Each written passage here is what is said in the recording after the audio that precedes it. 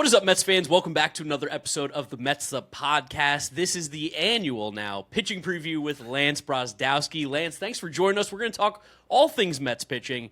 We know you're excited. You laud the Mets pitching development, so we're excited to have someone who's not us, Giants Mets fans, tell you how good the Mets pitching development is. And Mets fans are a little bit worried about the major league pitching, so maybe you can help qualm some of the worries that people have. But Lance, thanks for joining us. How you been?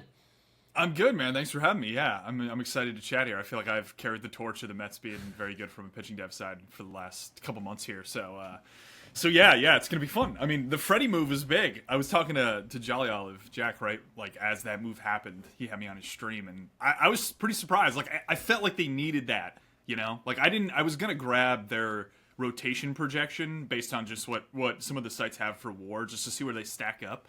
I'm not sure if you guys have a perception on like where they are in the league. They're definitely not like top 5-ish, you know, but they seem like they're going on this defensive push alongside if they're top half rotation, maybe top 10, you could squeak it out.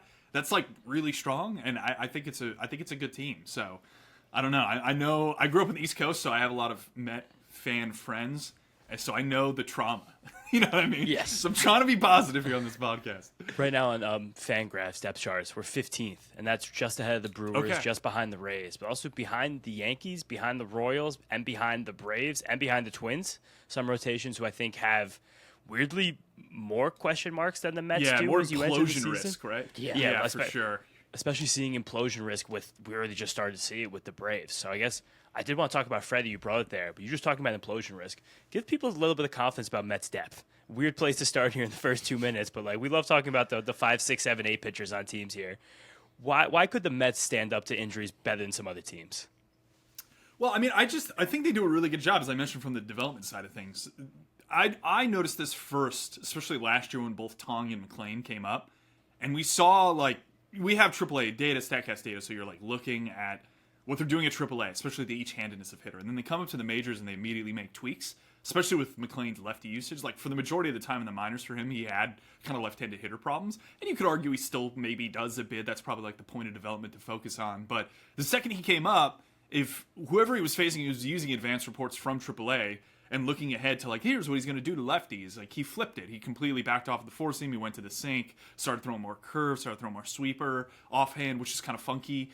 And I think that is them, like, really maxing out the value on a guy that at the time perhaps was pretty raw. Now, it didn't work with like a Jonah Tong, but I just think they have the aptitude, especially bringing in Justin Willard, who is, I think, one of the sharper under-the-radar minds from a pitching dev standpoint, coming from the Red Sox, who've done a really good job.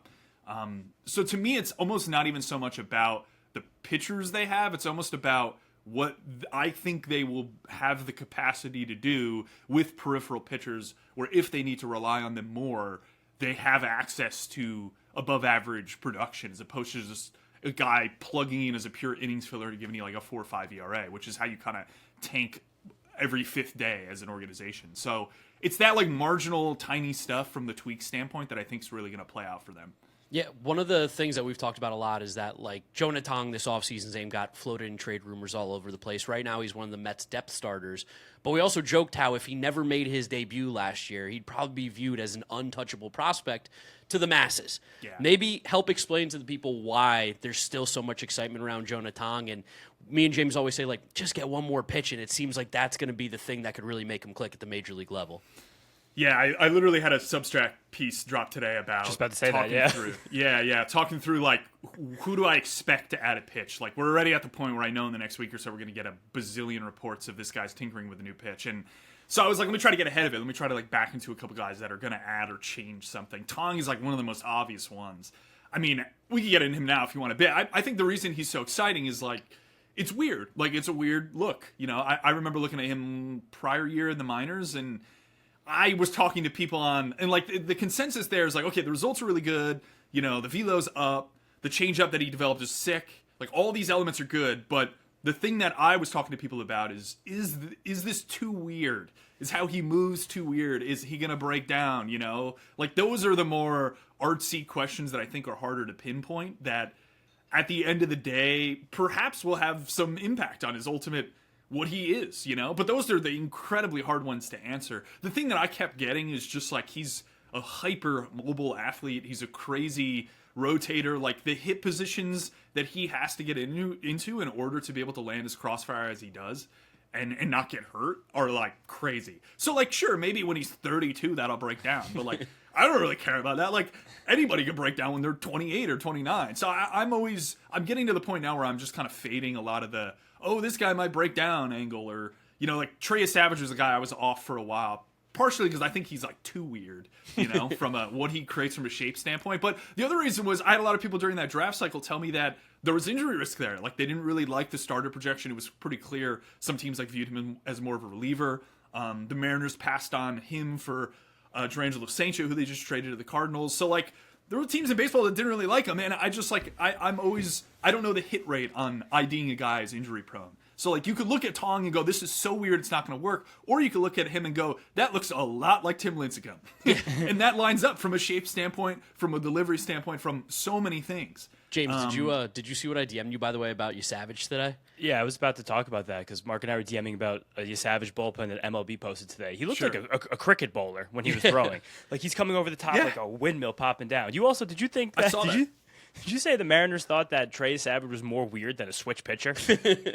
Yeah, it's a great point. I think that I really think. I mean, the Sancho stuff is still like a bit to me. You know, Yes. It's like I really don't think he's that good as a lefty. No. And it's like even during drafts, like a lot of people didn't. So it's just like cool. It's like he's actually a really good right-handed pitcher. Yes. Like if he wasn't a lefty, he would still be like a top 30-ish pitching prospect, 20th pitching prospect. So I know we're getting off Mets stuff here, but I do think it's relevant to like Good the baseball, Tong though. conversation. Oh yeah, for sure. We talked about that kind of like I don't know that weird. I wasn't looking for the word, but how just how weird Sancho is and how that hurts his like how people view him in the prospect world. And I think that's kind of happened to Tong.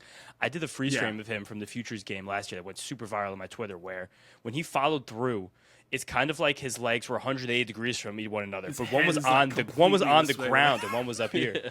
And friend of the channel, now works for Coastal Carolina, Isaac Groffman. His first big thread that went viral, he talked about how Tong's so over the top that he basically releases like where you perceive like a left-handed pitcher to be releasing the ball, which is amazing. Yeah, but that's a great point. With that wacky release point there, what could be the pitch that Jonah Tong develops? What could be the thing that kind of unlocks him? Because with the fastball and the changeup, like you said, you still need something else. How does he get there? What are the options? I mean, they've already flashed the options, and this was something that I also pointed out. Generally, with these guys that are a little more kind of efficient-y in their spin or don't, like, I don't think, it seems to me, from my perception, that Tong doesn't have a really innate ability to create drop at velocity on his breaking balls. Is probably the way to think about it. Think of like a McClain in the shapes he can create from like a sweeper and curveball standpoint. Again, it's a completely different slot, but just from like a template perspective, you could do a lot more with McClain from a breaking ball standpoint than you can with Tong. Tong doesn't really hold curveball velo that well when he's in front of that pitch. I think that's maybe more of like a pure early count strike stealer. So that's, to me, not a pitch that he's going to be able to throw deep count. He's got a really good changeup. It's platoon neutral. It's going to work in either lefty-righties. But to me, it made a lot of sense for him to play with some kind of slider. And we saw this. Like, if you look at what the shapes he was throwing in the minors last year, it, like, started as a true cutter. He was throwing, like, a true cutter. And he was throwing, like, this downer, kind of slow, weird, I guess maybe could have been a sweeper. I'm not entirely sure what it was from a shape standpoint. And then we saw, okay, he scrapped both those and went towards more of like a short downer slider. And then at the end of the year, in the majors, he went towards what I think was tagged as a cutter. I could be wrong here. But it's still more of like a slider shape that he started to throw a little bit harder. So we saw progressively through the season, he was tinkering with pitches. My perception in watching some of those pitches back, I just didn't think his feel was particularly good on any of them. And to me, it makes a lot of sense that like top of his development list this offseason was figure out something here that you get comfortable with. Is it one shape? Is it two shapes? You know, like what is it? What does it look like? And can you actually command it away from righties? To me, that opens up a lot for him in terms of respecting outer third because, you know, you think of like, there's a template of righty, I think of like DeGrom and Shane Bieber, who just like never throw inside at all. Yeah. Like they just don't. You know what I mean? It's like, cool, I'm sitting outer third and I'm going to dare you to figure out how to hit anything here. It's almost like the inverse with Tong where he doesn't have a glove side pitch, so he's almost more like middle to in against righties, where I think it would help him a lot to open up the outer third. With the changeup, obviously, tailing arm side is my concept of like he's just kind of up with the four seam in a way, or excuse me, an inside with the changeup. Whereas I don't think that curveball is like a pitch that hitters are going, man, I can't wait for that. It's more that's more like a call strike take pitch to me. So it's really, to me, comes down to the slider shape. And it's not going to be as easy a proposition as a guy like McClain because of how his hand works through the ball and his slot. It's very similar to Savage, how high he is. And you see Savage, everything Savage throws moves arm side. At least Tong has a little more capacity to get some glove side based on the shapes that he flashed in the minors. So, like, I'm a bit more encouraged that there's something there that can work. But this is going to be a limitation on his profile. It's going to allow him to have, like, kind of probably reverse splits for a bit where he's good versus lefties and maybe struggles a bit versus righties. But I also wouldn't be surprised if someone reports here in the next couple days that he's got a grip he likes, it looks really good, and everyone's saying, like, all of a sudden he has this third pitch to righties that could really work. AJ, you know what I love about HelloFresh? The variety. Every single week, I can choose from over 100 recipes. That's a lot of recipes. Agreed. You can go and you can narrow it down, Scott, to whatever you want. Family friendly, because, I got kids sometimes that need to eat. So you can go family friendly, pescatarian, vegetarian, whatever you want to do, healthy options, however you want to refine your search on HelloFresh. They will spit out delicious, healthy ingredients that then you get to cook, which I love to cook. I keep saying it. I love to cook. I love to chop up the ingredients and make beautiful dishes. There's delicious steak and seafood plus 3 times more seafood options at no extra cost. Go to HelloFresh.com/FT10FM to get 10 free meals plus a free Zwilling knife, a $144.99 value on your third box. Offer valid while supplies last. Free meals applied as discount on first box. New subscribers only. Varies by plan. That's FT10FM. There was a report. I don't remember if it was a Baseball Prospectus, guys, but there was also a cool thread I read recently by Chris Langan that there's this from the high slot. There's the hand of God sweeper, hand of God slider. Sure. And that's a term that they use for basically it's like doesn't sweep all the way, but it has like a good amount of lift on it. It kind of acts like a cutter, but it's with a sweeper intent. I think Schlittler also has thrown one of those in the past, but like that seems something where it's like just anything that can get to the glove side, and all of a sudden you're just the whole thing is open. Yeah, I could totally. The hand of God is a fun pitch. That's like a who's the guy? Brandon Sproat is like the OG one that I always think of because he's got a little bit of lift. I just want to check one thing. Yeah, so the problem to some extent there to me is like you see that hand of God a bit more when the guy's either high slot and can cut the ball, which Tong doesn't really do, or is like low slot and has this weird innate ability to get underneath the ball and let it ride. The guy who actually did this a ton, if you look at Blade Tidwell, the old Met pitching prospect that we think we talked about. Who's doing all the former Mets? Weird. And this is like a little reunion here. He was a guy who I found really odd because he literally couldn't create depth. Like if you look at his plot, everything he threw had lift, and he was like a hand of God guy. Where there's just I don't know what it is. There's probably someone better that can answer this. Maybe Langan can actually. Where they just throw from like a normal slot, but there's something about how their hand gets underneath the ball that lifts it up. So like conceptually, if you're like looking at Tong's plot, you're like, sure, you're backing into the hand of God sweeper because you're looking for something that maybe has a little lift, but he's not going to be able to get to a ton of glove side movement based on how his hand works through the ball. So like, I guess that would work. To me, the ultimate thing that he could potentially do is go towards more of like a true cutter and then figure out more of like a true death ball shape that he can get harder. Yeah. Like that he can get to like 85, 86, 87 would be an absolute dream. I don't know if he can actually get there. I think the one he's throwing now is more like 84-ish. So generally what you see with these guys is just like, hey man, rip this ball as hard as you can. Like we're just pushing the velo here. Like this isn't a movement play. It's literally a velocity and command play. So for me, that's where I land on Tong. It's like 2027, he comes in. I'd love to see an actual cutter and a death ball. And then all of a sudden it's like, cool, he's got that cutter you can probably mix in the lefties a bit for more of a strike pitch. You can kind of move the fastball maybe more up away, and then to righties, that death ball becomes like the outer third. Have to respect the outer third of the plate against me as a right-handed hitter. His curveball was coming in 77 last year. Yeah, slow. Yeah, you could really he see that. He just doesn't. I mean, it's one of those things. Like he isn't going to be a guy that creates like absolutely crazy breaking ball shapes. You know, it's going to work off how weird he is and his ability to like throw this changeup for strikes and zone it, which he's done really well. And what's great right now is like the Mets don't need him right now. Like that's what's great about this depth that we're talking about. And again, one of the big reasons why is Nolan McClain being as incredible as he was last year in that small sample, being the number 2 in this rotation after seeing like 30, 40 innings of this guy. Me and James, I think, have like sky-high ceiling expectations. Sure. Just from being at the debut. Yeah, just from being at the debut and seeing how electric his is and watching Pitching Ninja post his clips of how that ball moves like a wiffle ball. It's insane watching these pitches move. Probably a little bit too lofty of expectations this year, but realistically, like what can we see and expect from Nolan McLean this year, in your opinion? Yeah, projections are pretty bullish on him. So I think he gave enough sample last year for them to look at him and go, yeah, like he's going to be good. I think the projection, I use like ATC, I like looking at it a bit because they aggregate from some of the outlets out there. He's 150, 3.71 ERA, 2.3 WAR. It's about a top 50 pitcher.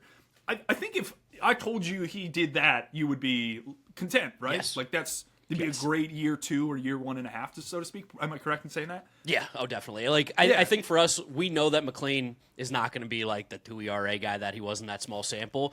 But also, like, we are, I think, at least I'm confident that this year will be a great year to go into next year where it's like he might be a guy who can break into that, like, top 30, top 25 pitching range. Totally. And I think that threads through the lefty approach. Like, I have no concerns about his righty approach. He did pretty well against lefties in the majors. It's just, as I mentioned earlier, like, you look through his history at AAA, and the lefty approach is, I wouldn't say non-existent. It's just clear based on, like, if you go to Savant, they have on player pages this toggle now where you can look at handedness usage. I think he throws 6 pitches, if I'm remembering this correctly, 6 pitches more than 10% of the time to lefties. And if you look at the locations, I would argue it's not very much like I'm precisely placing these everywhere. His approach to me just seems like I have 6 pitches. I don't entirely know which one is ideal to throw to lefties. And maybe, again, you can get into the more advanced stuff of like he's matching up based on path, or the Mets are matching up based on bat path, what to use in a specific spot. I haven't done too far into that. I wouldn't be surprised if they're doing that.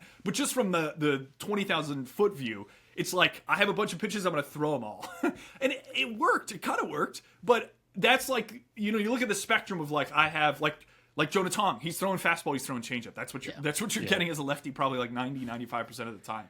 McLean is like the complete opposite, where it's like, okay, I don't really have the arsenal to work versus left-handed hitters, so I'm going to completely invert the spectrum and go towards like I have a bunch of pitches I can throw. They're all pretty good in shape from a stuff perspective because he throws hard and such. And I'm just going to rip those at some quantity that is confusing for the hitter to the point where those guys are up there like, chaos. Am I getting four seam away? Am I getting sink down? Am I getting this curve? Is it the sweep? Like he strikes the slider a bit over the middle of the plate, which I think is like this weird called strikey kind of angle on like just get me something that isn't the fastball to get me ahead in the count. So how that approach refines, if it refines, is fascinating to me, especially in early count situations. Like that is really where it's the flattest for him from an approach standpoint. But he's a really interesting pitcher. Like his slot's really low. He's also really far towards the third base side of the rubber, which is this weird thing I noticed about like a ton of the Mets pitchers as I was doing a little prep last night. Freddie Peralta is like way over. He actually moved between 24 and 25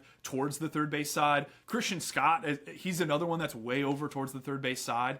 So like, I don't think that's like something they are looking at and going, we really want to optimize for this angle. I just think it's a byproduct of who they've acquired and like the shapes these guys have, and I think McLean is just an absolute menace to righties based on that angle. Like he's so far over, the sink comes in, the sweeps away, and I really think that far third base release helps with the sweep angle.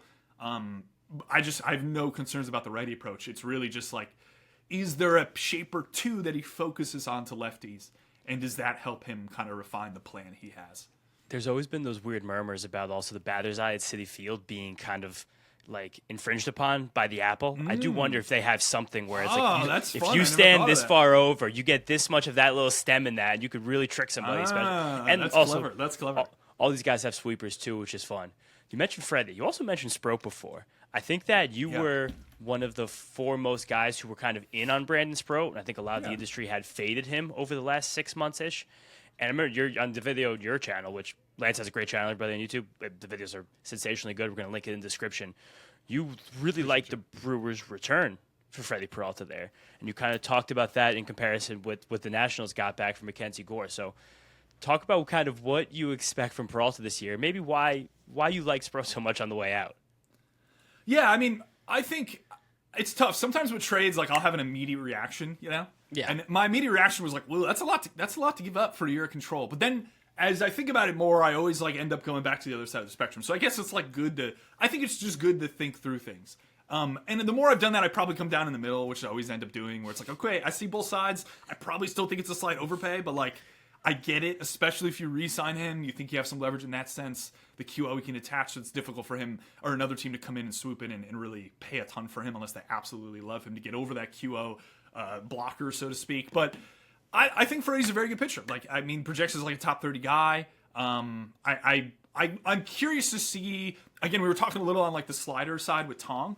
Freddie's slider is kind of a weird pitch. I remember talking to some Brewers people over the last couple of years about why that pitch has so much variance. I couldn't really figure it out because Freddie, again, is an angles guy. He's really far over to his third base side, huge extension, low release. He kind of verts the fastball up in the zone. It's a really flat approach, so it's hard for guys to like match plane with it. It's a really effective pitch. You can throw it a bunch. It stood the test of time. Like, I don't think we really need stuff models to tell us it's good. The results over the period, he's been a very good starting pitcher, can tell us it's good. The angle for him that I always was like confused about was anytime I'd do like my Substack or anything and I'd look at a start of his slider would just like be moving differently. And at some point I just texted someone on the Brewers that I didn't know, and I was like, what is going on with this pitch? And he's like, don't even get me started. Like, this pitch is it's all over the place. You know, if you look specifically in 2024, early in the year it was like actually a sweeper from a shape standpoint, I would say. Late in 2024, really shortened up. He started throwing it a little bit harder. But it wasn't like a good pitch from a shape standpoint. It just lost a ton of the horizontal break. And it was still really good. It's just like, that is a completely different pitch. And I was trying to figure out if that was like an actual conscious tweak the Brewers made or he made. And the answer I got was no. It's just like it's just his hand field changes on the pitch and it moves. And it's not something they intentionally do. And then it was interesting to me, we saw in 2025 really backed off that pitch to righties. It fell from like 30% cut in half down to like 15 right in that area. So to me, I look at that if I'm the Mets and I go, okay, like, I think Freddie Peralta is a better pitcher if he can figure out the slider to righties to the point where, you know, he was really good versus righties. I'm not saying he's not good versus righties. I'm more saying if you're trying to unlock him above like the 3.7-ish projection he has, how do you do that? The path is probably getting him as locked on the slider that he was back in like 2023-ish, 2022-ish, when that pitch was really, really good. So to me, that's like the clear unlock, and I'm curious to see if they just let him have weird feel for the pitch and it goes everywhere and like it's fine because every time it's changed shape, it's still somehow been good despite some iterations being much better than others from a stuff standpoint. Is there a path for him to maybe throw some kind of sinker to righties? Yeah, probably. You know, like I don't think that's necessary, but like I could totally see the Mets doing that at some point. So I think there are like a couple subtle unlocks here, but the main one revolves around the slider to me. And just the fact that that pitch is weird, he seems to lose feel for it, or it just changes, and the Brewers really couldn't figure out how to get it consistent or lock him on a shape that was consistent. So I'm curious to see if the Mets can do that. It is crazy having watched Freddie's career that last season, how much more the changeup came to the forefront. The fact that he threw that pitch more against righties than the slider when he was just like 80% fastball slider for the first 5 years. He was a big league. Exactly. That was shocking to me to some extent, you know? I wouldn't have guessed that at all. Where at the same time, he gets the best results of his career. Just the whole thing it's very funny and strange. That was something we tried to caution the Mets fans. Be like, Freddie Peralta's awesome. He's our ace. Yes. He might not be an ace, but he's our ace. Yeah, he's probably right on that board. The ace definition is something I think we like struggle with a bit. Like I think I guess I'm fair just saying like all top 30 pitchers are aces. But like if you actually go by some like this scouting angle, like you gotta be like 5'6" WAR to be an ace. Yeah. And there's only like 3 to 6 of those guys in baseball if I'm remembering correctly. So the standards change. We just like talking different standards on that term, and I sometimes get frustrated with it. Also talking about the rest of this Mets rotation now, because I think that's where people get a little bit worried is we feel good about Peralta. We feel good about McClain. Then we start talking about like Clay Holmes, David Peterson, Senga, Minaya. They've been floating out a 6-man rotation as a possibility. And while the Mets schedule is super weird at the beginning of the year and probably doesn't warrant a 6-man rotation, me and James have been floating the idea it might be the best because of just how those guys wore out towards the end of the season, the injury questions with Minaya and Senga. Do you have any thoughts on a 6-man rotation? Do you think that it's something that is valuable, not even to the Mets, but something that we could see change in Major League Baseball? Yeah, I feel like this kind of always comes up as like a way to bridge to the postseason. Because I think some of these teams, like the Mets and the Dodgers and some of these other teams that are like very much playing for the World Series, as opposed to like, let's just get into the playoffs and see what happens. They're really trying to optimize for that. And I think partially this is one of the reasons why the Dodgers have been so good is they've had the liberty of just paying a ton of money for good starting pitchers and then being like slow, I guess you could say, on timelines when injuries pop up on their starting pitchers where it's like, oh, you have like light hammy pull? Great, you're down for a while, you know? And it's like, we don't really care about Blake what you're doing Snell. in June and July. Exactly, yeah, it's a great point. And I think that matters to some extent and it gives them the liberty to go to like a 6-man because they're like, we really don't want your workload peaking like in the middle of the year. We'd prefer it peaks in like September into October but they've had the liberty to do that. With the Mets, I would say they don't have enough raw firepower from, like, we're talking about them being projected like dead middle of the pack. You know, like, if you project something for dead middle of the pack, your error bars could, like, if they end up the 20th best starting pitchers as a group, like 20th best, like, that's not really out of the range of possibility here. You know, that's probably within the range of, like, very reasonable. That's like, we often get caught up, I think, on projections a lot, where it's like, guys projected for this. It's like, listen, you got, like, a pretty good range on some of these stats we're looking at around a reasonable confidence interval that you're like, if it ends up here, we're not totally surprised. So I personally don't think they have, like, the ability to go, let me throw 6 of these guys, because, like, if 3 of them aren't good, like, let me lop one off and try to give the guys who are good more of a run. I guess the advantage they have is that I don't think their division is, like, crazy strong. You know, like, the Phillies are very good, obviously, but the Marlins are still a team that I think is playing for 2027. The Nationals have signaled they're very much like a 2028, 2029 team. If that. I've always been a little skeptical on the Braves' pitching development, and now Schwellenbach pops. Sure, they have Sale, but, like, you're basically betting on, like, all that offense rebounding. Like, it's not like a juggernaut of a division like the AL East is to me. Yeah. So maybe they have a little bit of liberty to play more 500 ball and push to it late. This is a very long way for me to say, like, I hesitate a little on, like, assuming a 6-man works for them specifically, unless like McClain, Tong, and all these guys are, like, amazing and really good. And then it's very much like, okay, we're going to get worried about the workload on these guys come August, September. So we do have to kind of, like, either pause them in the middle or pull down their capacity. And there's multiple ways to do that. Like, we've seen a lot of teams kind of, like, be okay with a guy kind of working up to a certain interval of workload and then pulling it down and just not letting him pitch deep into the games. And we saw this a bit. I covered the Cubs, obviously, so, like, Cade Horton's a good example where they really hard capped his pitches and he was just in the zone all the time. So he was still getting to the 5th or 6th inning, and he has, like, the command and control to be able to do it. But he's a good example. It's like they kind of needed him for the postseason. They were running into some starting pitcher problems, so they just really hard capped him, and we're like, we might need him in October. He's not throwing more than, like, 80 pitches in any of the next 6 to 7 starts he's throwing. So maybe it's something more like that as opposed to a 6-man. I just think, especially if they believe in their bullpen and how they've constructed it, like, they should be a bit more comfortable taking the route that's, let me just cap the guys from how much they're throwing in an individual start, as opposed to, like, shutting them down, which I think teams are a bit more hesitant to do now. I think the irony of that, didn't Horton still get injured and miss the postseason? He did, yeah. He had, like, a weird, he, like, coughed and broke a rib. It's like, I don't know how you prep for that. It's the Carlos Correa injury. Yeah, exactly. That happened with the Mets with David Peterson last year. He wound up being the de facto horse just because there was no other option. And it was a tremendous first half. He was an all-star, which is, like, that's going to be one of those, like, sport immaculate grid questions a few years. I didn't even remember that. You're like, how's David Peterson an all-star? But then once he got to his, like, near his threshold, his career high in innings, like 140 innings, he just completely fell apart. Like, the command was gone. He had a hip labrum tear a few years ago that he fixed, but then once the command went away, it's just, from that group of Peterson, Manaea, Senga, it feels like internally there's not a ton of.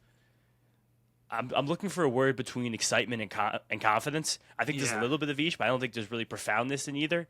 And it's just kind of like everyone seems to be focused on the next crew, whether it be, again, like you said, Tong, whether it be Christian Scott's return, whether it be Tobias Myers, who also was part of the Freddie Peralta trade, to be the people that really wind up delivering for this team. I don't even know if you feel that way, Mark, but it just feels like that's kind of what the Mets seem to be.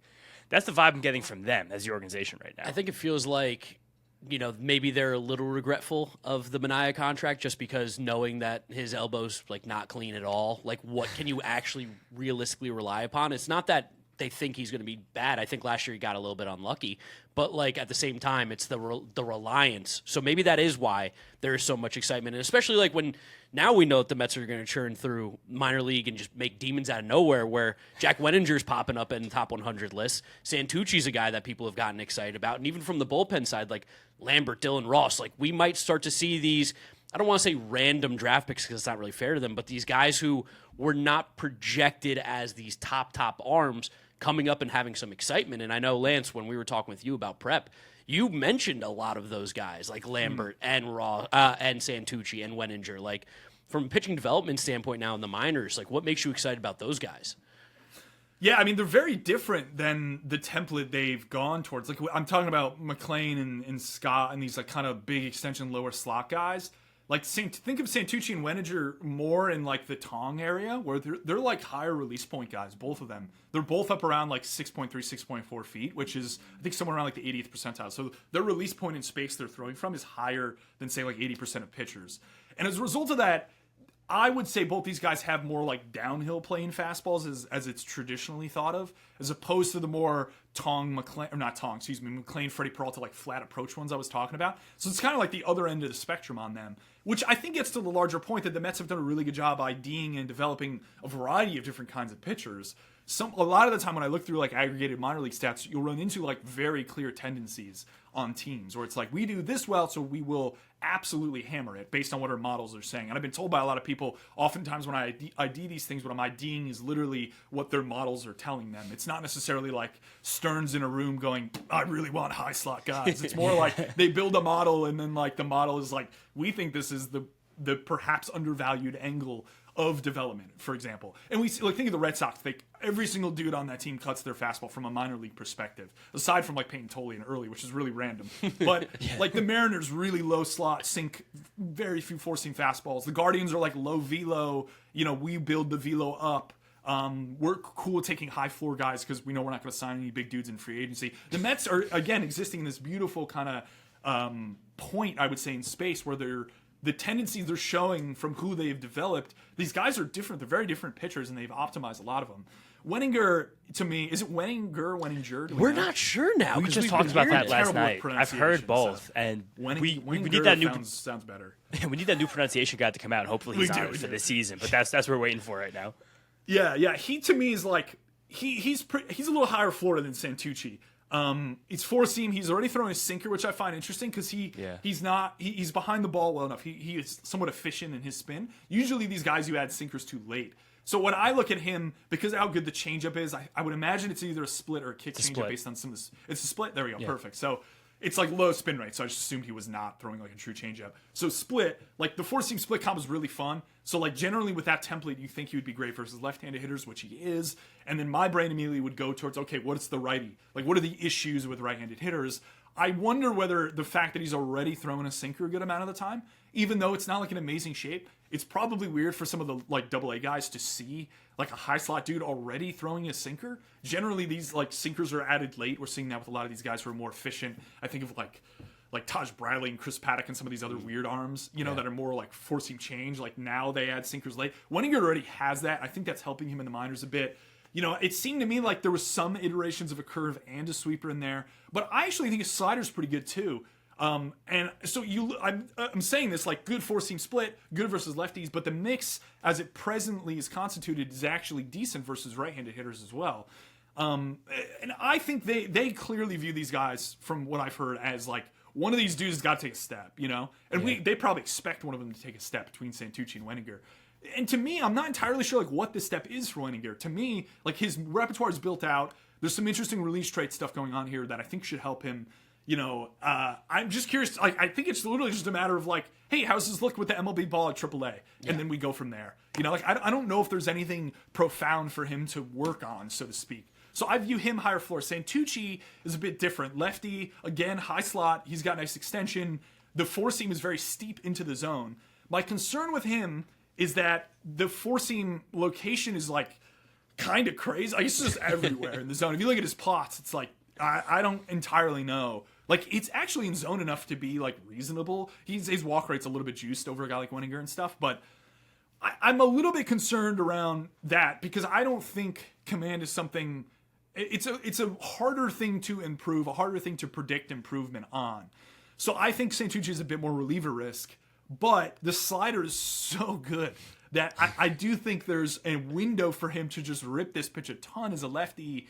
And maybe like the comp I had down was like a little bit like, I don't like this comp, but it makes sense in theory to me, is like Blake Snell, where nice comp. Snell is historically, it's a great comp, right? Great comp. Snell historically has always been taxed as this guy who does not have command. I would argue he just doesn't like throwing pitches that are hittable in behind the count spots, so he's willing to just walk you. Yeah. So I don't like the comp because I think Snell has more command than people think, whereas Santucci on the four seam doesn't seem like he has a lot of command. The other comp is maybe like a little like Carlos Rodani, in terms of how he throws. It's like really heavy four seam slider. It's again a little bit higher of a slot. Rodon obviously developed the changeup late in his career too, which I think was pretty important. Has a curve, but yeah, I mean it's a really good slider. It's not in the McClain territory of being a sweeper. It's a really like tight short pitch. It's actually pretty similar to Wenninger's in a way, which maybe gets to the point again of the Mets doing a really good job with like different arm slots and machinations of pitchers and making them good. So yeah, that's kind of how I view those two. So with Santucci, it's very obvious. It's just like, okay, the slider's amazing. Where on earth is the force in command? Is it like at least a little bit tighter around the zone as opposed to being like spraying up, pulling it down in for called strikes occasionally and such, where I think it could get beat up in the majors.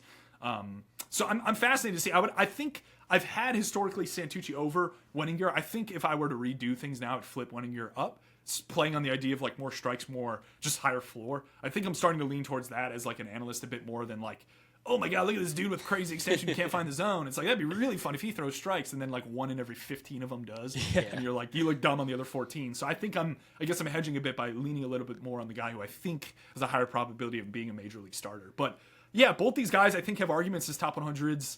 I would say they're both arguments on like top 40 pitching prospects, top 50 pitching prospects. And I'm fascinated to see how both of them look early this year. I imagine we'll get some spring looks at them. Wenninger was so fun because last year it felt like he came into the season as like a whole new guy. I know Dan McKinney. I think he talked to some of the baseball, who's last year the Mets AA pitching coach. This year he's the assistant coach in the major leagues under Willard. He talked about the fact that when Wenninger came back to camp last year and was just an ox. Yeah. Like he was already a big guy, but like he took the conditioning a lot more seriously. The fastball velo jumped up a lot, and that's how everything kind of built off there. Do you know where Santucci's velo's at?